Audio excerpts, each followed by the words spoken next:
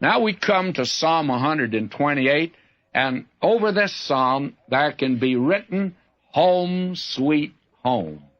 And Luther called it the marriage song. And you have here a description of happy family life. And you have the invocation of the Lord's blessing here. And here is God's picture of a happy family.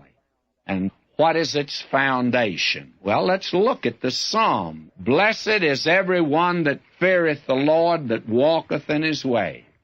What is it that makes a happy family? What's the foundation? Oh, I know that there's all kinds of conferences today for the family, the young family, and how they can adopt certain methods and adjust themselves to certain procedures. My friend, you can never have a happy home until there's the fear of the Lord in that home.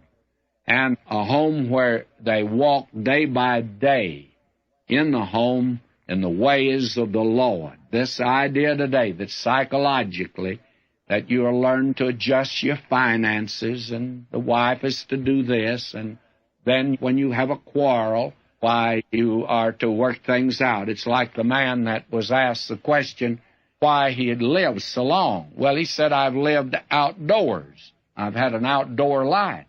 They said, well, we didn't know that. Oh, yes, he said. He said, when I got married, why, my wife and I decided that every time we had a quarrel that I'd go outside. He said, I've had an outdoor life. Well, my friends, may I say to you that that's not the way it's done. There must be the fear of the Lord. And now will you notice verse 2? For thou shalt eat the labor of thine hands, and happy shalt thou be, and it shall be well with thee. It's a place where the husband works, by the way.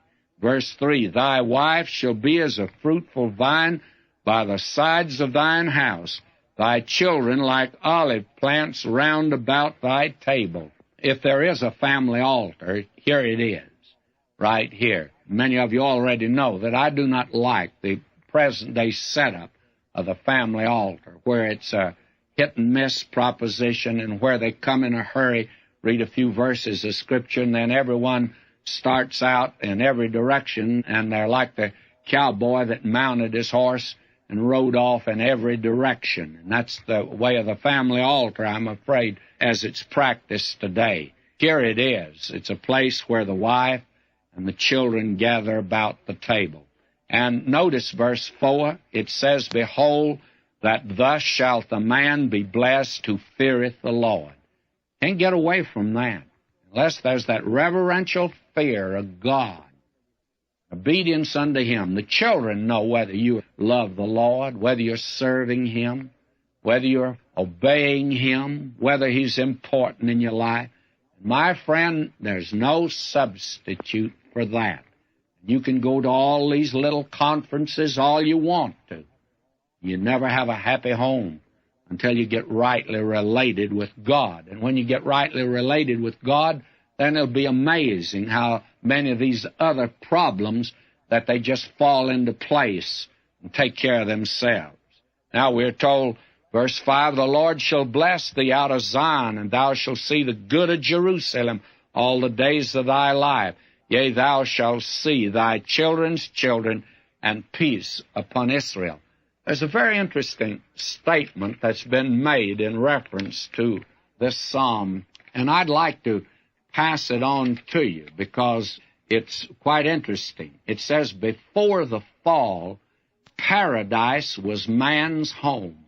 After the fall, the home was man's paradise.